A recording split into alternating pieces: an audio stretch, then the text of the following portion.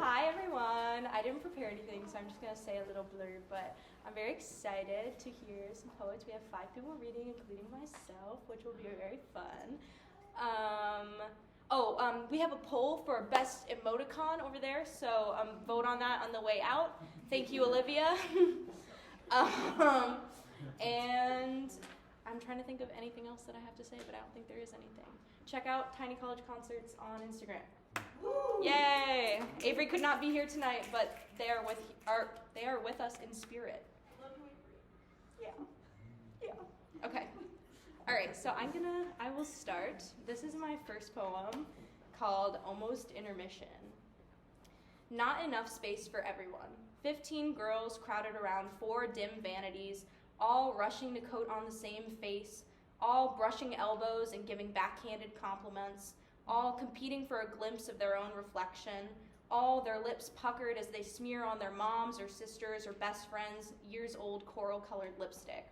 Somehow, you can hear the washer and dryer rolling, spinning like a record, scrubbing pit stains out of costumes, over the diva, leading lady, screaming her lungs out just beyond the stage door. Someone's always doing their homework before their number, someone's always crying, or singing so badly it sounds like crying, and some boy is always being affectionately groomed by some girl, laying each piece of hair flat, smoothing it down over and over and over, like a perfectionist baker icing a cake. The ceilings are low and cheaply made from those white foam tiles, and with my glazed over eyes, I gaze at the tap shoe scuffed floor. I see it's ripe red. Somebody's bleeding. This time, it's me. Last dance number, mid-twirl, somebody's character shoe landed square on my foot and ripped through my tights, and despite all our barely legal stunts and rickety sets, there never seems to be a first aid kit around. But there's always some helicopter stage mom or overcommitted drama teacher overprepared, so when the curtain opens and the house lights fade out for Act 2, I enter stage right with a Band-Aid, gauze, and 2 Advils under my tongue. Thank you. And then for the next one, this is called Death of a Pine. I wrote this like a long time ago, so bear with me. Pacing back and forth, she pushed away the storm, forcing it north, back and forth. Wrapped in basement warmth, artificial sun rays leaked from the bulbs, better than rain. But while she held back the storm, the pine went freeform. It crashed down overhead, faintly, the event violent, the sound dainty, eerily reticent like snowfall in April. Her 3 kids curled under blankets, asleep now but before trembled, the last leaves left on a branch in autumn. How were they so lucky to have not been farther east, to have been out of Sandy's reach? Eldest daughter in deep dreams, snoring was she, unaware they survived, unlike their beloved tree. And then I have one more, since there's only like 5 of us. I was going to only read 2, but I don't know, I'm up here now, so. This is Self-Portrait as Love's Shadow by Frederick Sandys, and it's a painting where a woman is like biting a flower. I don't know if anyone's seen it, but yeah. Flowers in my hair, flowers in my teeth, like a sword swallower who just drew her weapon from her sheath. The stem's double edge brushes my tongue as my eyes flit over and gallery goers shrug. I've got a poster in my room where she's biting a ketchup packet. And then they move on to the Richard Burchett, my gaudy accessories failing to will them back. What is a woman to a man when her looks can't be hijacked? My reddish curls are still the same in an empty parlor room, black background almost matching the wall's dark blue hue. My bracelets, headband, and gown have kept their pearly shine, tucked away, but no longer protected by a museum security line. What's a woman to a man when he cannot commit a crime? Thank you. And then next we have Aleksandra. She's going to read us some poems about childhood and growing up in the Midwest and other fun stuff. So, yeah. I'm going to take your spot also. Go ahead. So the first one I wrote a bit ago, and I will read it. Twins. In the dusty backyard tool shed my papa retreats to, we find the bleached bull skull, moss growing out of its sockets, crafting a veil that tangles up around its horns. My brother places it like a crown upon his head, king of the world, if the world could be restricted to a backyard deep in the woods overlooking that creek. And we rule that world as 2 twin souls, crowned both by acorns lined like centurions with helmets proud, and by burning leaves as fall descends like curtains separating home from wild. O brother mine, binary star, swirling in childish uneven gait, through constellations formed in stories we crafted outside the confines of a rickety trailer. O backyard swing, the chariot for this barefoot royalty, feet touching the sky with the grass overhead, ceiling of this kingdom. O childhood, the Hierophant dictating through the force of memory, mud and sticks and cicada shells, the building blocks of who we became when the dust finally settled, when we realized a dusty cow skull was only that.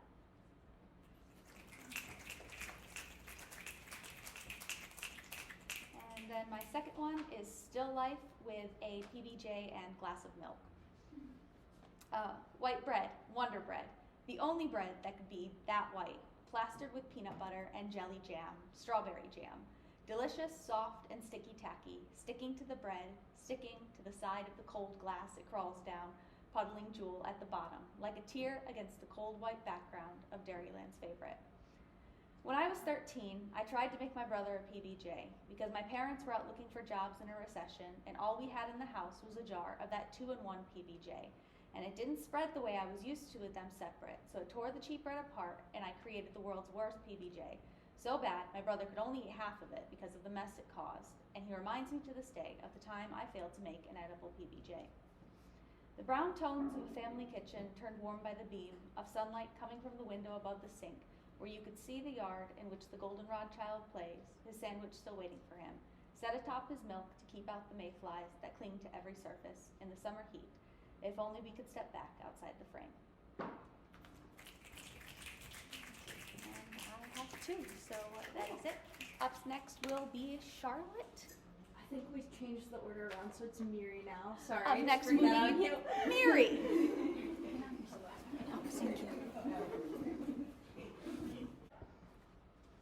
This is a poem entitled Ornithal. It has an epigraph, and it says, I am become a flamingo, G.J. Condor Crest. There's always been something oddly calling about humanoid birds. I could imagine them coming around to stare me into oblivion. It could all swing around for a tea party. I really just need my mind cleared a bit, cleaned.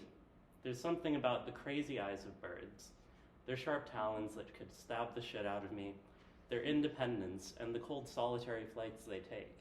It's like they already have power over me. These things alone. I certainly have a fixation. I feel forgotten. I don't want my intelligence insulted. I feel like I'm deserving of respect. It's unfortunate how hard it is to seek this out. Once I've finally found it, however, I'll have some credence. I've only felt rejected and dejected. Mutual respect is important. It's really childish how some of us just reject. I enjoy feeling appreciated. I've lacked it and I've found it. The believers that I've surrounded myself with are really quite warm people. I envy their conviction, really. I've gone so much of my life without conviction of anything, really. With some of the novel friends I've made, we went dancing. It was wonderful. The catharsis I felt was an ecstasy unmatched in my life up until this point. I really had no idea how much I would like dancing. I adore them. We went to the bird sanctuary. They told me that it was their tradition to remain in complete silence when they visited. I've always been quiet by necessity, so I had no problem with it. It was really wonderful. I felt aligned with my friends in a really fantastic way. At this point, I'm definitely no outsider, one of the flock. I've grown closer and closer with one of them. They took me abreast one day, and multiple feelings were emitted. It flew from a peck on the cheek to the passionate love we made that night. I've been more months than I can count. I'm a bird. My partner, they're a bird as well. Birds are my animus to live.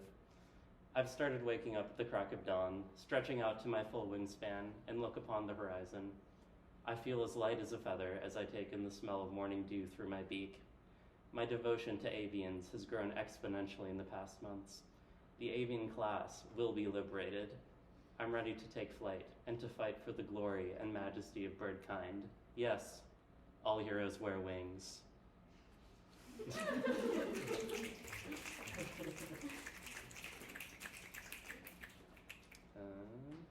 This next one is titled Out of the Hidden Grove, and it's also from sophomore year, I think.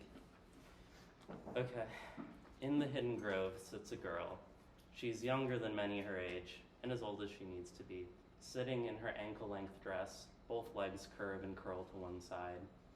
The girl's long hair reaches down, holding her upright. She blows dandelions and picks flower petals, playing games of love me not with herself. In that grove, she listens. At times, from afar, she hears a cacophony. Turbulence, pollution, and city life abide. Conserving, she waits patiently for someone. Through storm, mud, and spider bites, she's preserving herself. As best she can, she waits it out. Sitting up with her curved spine, she has fine posture. In the grove, she watches clouds. Past the sparse canopy, she watches the white wisps fly by. Memorizing their randomness, she herself learns. In the distance, voices can be heard. She hides behind a boulder from the people passing by. They laugh, they cry, and they yell, while the girl hugs the large rock tight. Amidst the trees, she stumbles around. This small domain she will never remember. It's not a home the girl will make. Navigating the same trees for the first time is what's most comfortable. She idles stretched out across roots, but she's ready to be carried away. If not by a friend, maybe by the wind one day. Among the weeds, she's thinking. The girl was not born here. Whether she would pass here was unclear as well.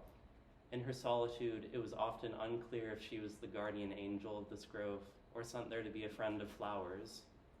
In a space between places, in a time between dates, but the boundaries of the grove were still unclear to her. She feared leaving on accident, but the boundaries weren't there. Covered in leaves, she's sleeping. She sleeps when she pleases. Sometimes it's by the light of the night that she goes about her day. Whether the lights from a nearby city or the stars above, it's enough. Illuminated in the darkness, she's rolling around in the brush. Pulling herself as she rolls, it's hard to tell if it's fun or not. She had to do something all those long nights and days. In the moist dirt, she's crawling. The girl sees many animals pass through. Deer, foxes, and weasels meander. They orbit through the region, and the girl watches them. She wonders sometimes if the loon stepping through was the one she had been waiting for. Maybe if she could make like the loon, it would usher her out. She's still waiting. In the open grove, she's lying. A girl approaches the grove, humming calmly. The girl jolts up to hide behind her boulder. As the girl walks into the grove, she doesn't disturb her. She's clinging onto the rock, beginning to cry. Walking around the pathways formed by her footprints, she smiles. She's the same height, though the girl is noticeably taller. In the bygone grove, she cries. For a time, she idles there, weeping as she walks. The time comes, and she goes up. Hugging her waist, she leans her head on her shoulder as the tears dry up. There's a harmonious warmth spreading through her as she leaves. The sun is low on the horizon as she crosses the threshold.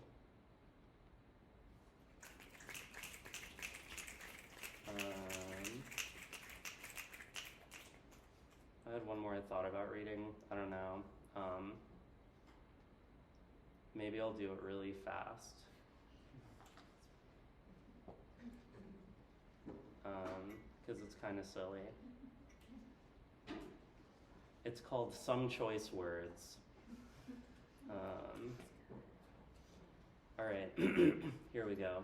Salt, blade, disappointment, whisper, hurt, straighten, ambiguous, enlarge, uncertainty, wing, development, similar, electron, stable, concession, trail, cell, overeat, interface, deteriorate, cope, fantasy, young, spine, troop, treaty, corner, fix, lighter, attachment, facility, film, misplace, glow, respectable, organized, democratic, compound, message, customer, brick, doctor, soul, rugby, cool, rock, note, balance, white, battery, drama, van, vein, spray, communist, celebration, conflict, user, faithful, execution, elegant, reach, labor, morning, stake, aviation, still, click, greeting, watch, communist, regret, literature, well, module, tell, participate, transfer, fair, bus, commission, no, union, contemporary, disgrace, defeat, smart, category, formal, overeat, timber, save, frog, seller, promote, dressing, joint, experience, simplicity, cylinder, origin, late, intervention, memorandum, shop, casualty, incapable, performance, seize, scene, basis, ministry, immune, planet, substitute, tired, absent, deny, debt, reduction, family, reputation, utter, stroke, firefighter, copyright, link, despise, wedding, lot, hero, palace, level, cylinder, break, date, card, obligation, indulge, bit. I'm sorry, this is so stupid. I was dedicated to writing a poem every week in the Laurentian, so one week I ran out of time and used it.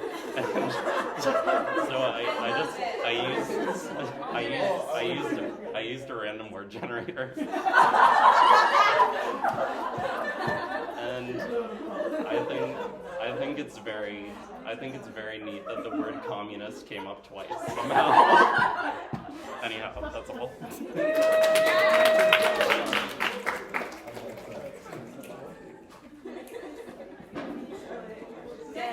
Next is Charlotte.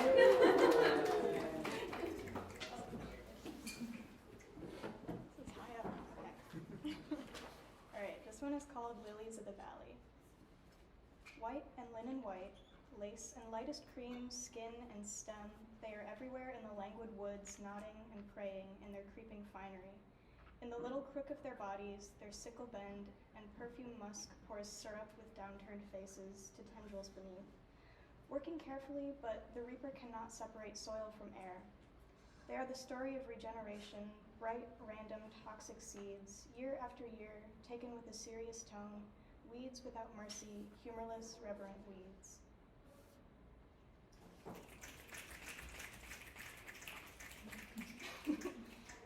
This one is called How to Fish with Minnows. Anglers of 7 and 9, bobbers on our backs we will not use, we carry our buckets, empty now, to fill. Dousing our palms, waggling fingers as bait, eagle-eyed or freshly dead, minnows may attract a crowd, but left will grow sour like sweat and salt in wilting weather. So we hasten to our bucket, inject the ankle-back rapids with jokes and whimpers of a breeze that whisked us upstream, kissing our backs with the spittle of a gummy riverbed, languishing. Under rocks and roots, minnows work well in cooler waters. Noticing our sloshing steps, oscillating, pestered, they scatter. But I cannot quiet the squelch of paired feet embedded in riverbed, patterned in sphalerite and sunstone splashed, with traces of failing light, peaks of August untainted by hooks and nets. Vexed only by the lines on our toes, waterlogged and crinkle-creased, xeric but past the point of recall, yearning to return with buckets full, a zeal only anglers of 7 and 9 may hold. Next is Cesca. And if you want more poetry, Cesca and I are starting the Poetry Salon Monday nights at 7. Yeah. Hang out with us. In Ward. In the pew. Right. Yeah. So I have all these poems only because I haven't decided what I'm going to read. So let me just figure that out real quick. Okay. This one seems promising. This one is called Self-Portrait Away from Home. Young soil, thick, muddy, and me, lifted from the land of narrow trees, from creases in sepal leaves, a dream or overgrowing nightmare, maybe. Angel-like, no halo, little yellow center, a word, tucked in white garments and my double petal folds, murmuring a promise. Sumpa kita, sampagita. Born of seed and soil, brown roots to show for it. Watered, fresh rain, salty remains of open sea, xylem spindles extending. Moisture filtering up crooks of spine, arriving at eyes as petals. All 5 pointed at all the beauty, sugar, I need to survive. Sun and sun and sun, always the sun. Little flower, leaves waltzing with Maya birds, roots frolicking with fungi, stems picked, garlands gripped, necks of saints, hands of sinners, filaments drying, color paling, but my spirit is like my scent. Strong, fragrant, present, across skies, seas, years.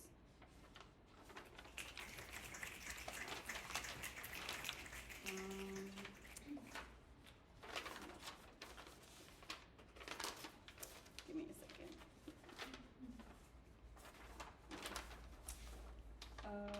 Okay, this one.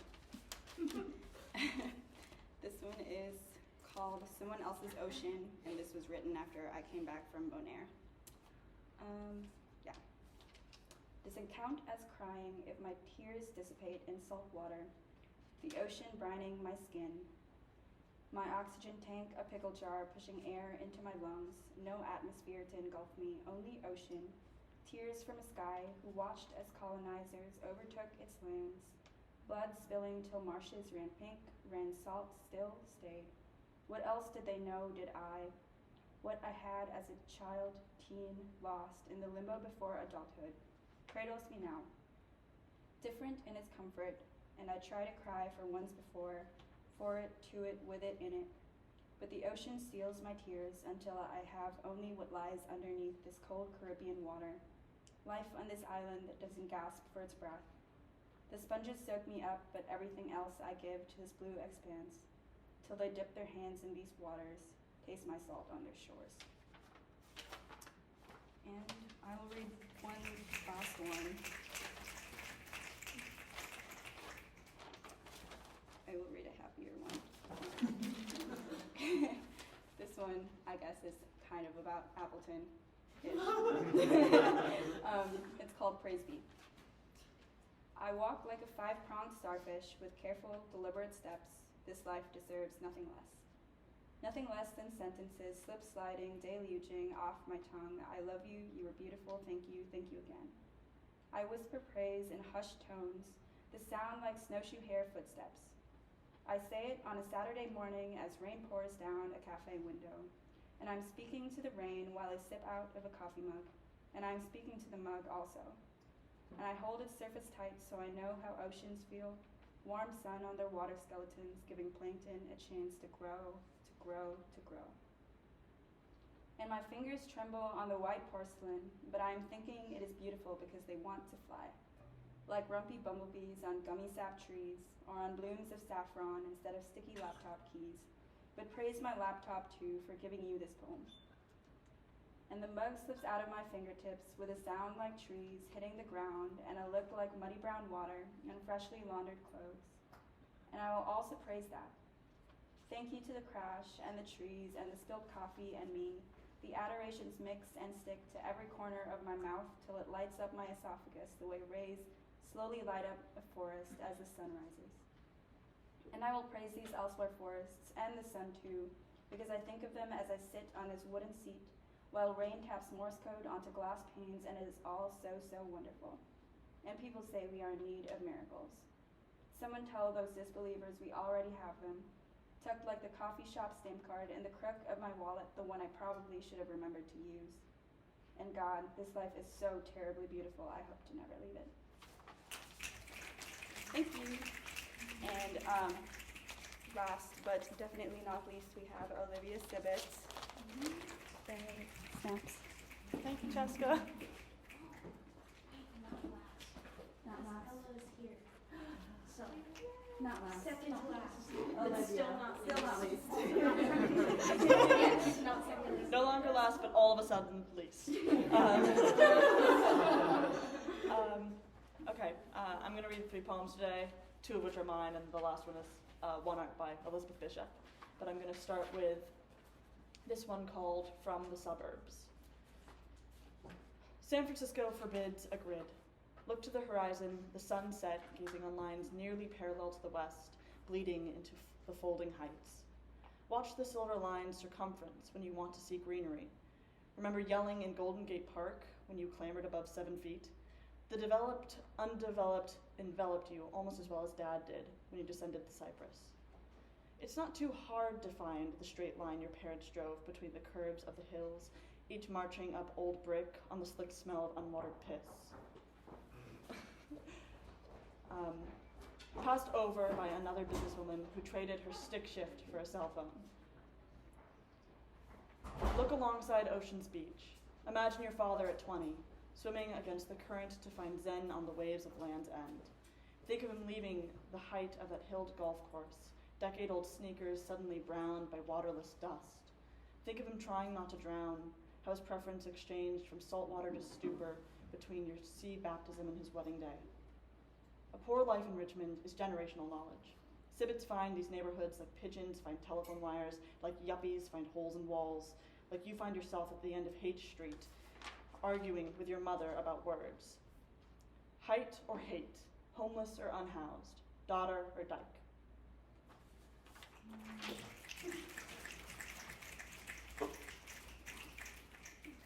This next one is called Counter-Narratives, and it is in 2 parts. 1, this malediction is yours to keep. On that fall eve, I gifted it to you, my profligate daisy plucked of petals. I was a snake tethering your ankle. I skewered your amenable heart on my pike and kept it there, close, fermenting, for 3 perfect years.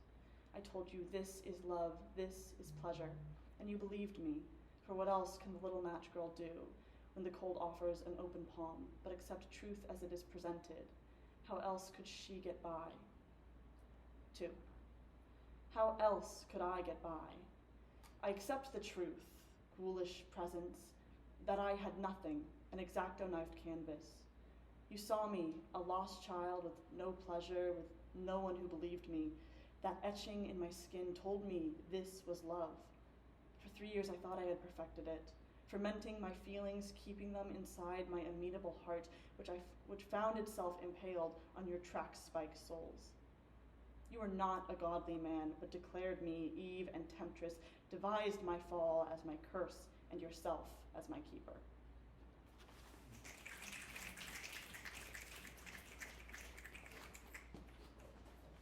And this last poem is One Art by Elizabeth Bishop. The art of losing isn't hard to master. So many things seem filled with the intent to be lost that their loss is no disaster. Lose something every day, except the fluster of lost door keys, the hour badly spent. The art of losing isn't hard to master. Then practice losing farther, losing faster. Places and names and where it was you meant to travel. None of these will bring disaster. I lost my mother's watch once, and look, my last or next to last of 3 loved houses went. The art of losing isn't hard to master. I lost 2 cities, lovely ones, and faster, some realms I owned, 2 rivers, a continent. I miss them, but it wasn't a disaster. Even losing you, the joking voice, a gesture I love, I shan't have lied. It's evident the art of losing is not too hard to master, though it may look like, write it, like disaster. Thank you. And last we have Ella. I'm so glad that she could make it.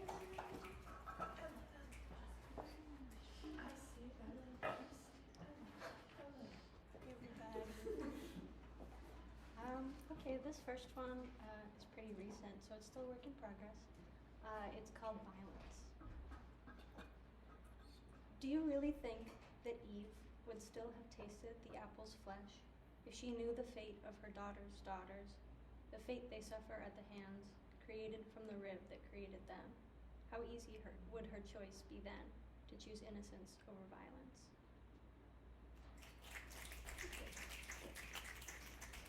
And then my second one is called Intake Survey. What is the reason for your visit today? A, loneliness has finally worn me down. B, the infestation of bugs in my room has gotten worse and it might be my fault. Or C, my bones creak when it rains and I think I like the way it sounds. Is there anything you'd like the doctor to know? If anything happens to me, please let my cat know.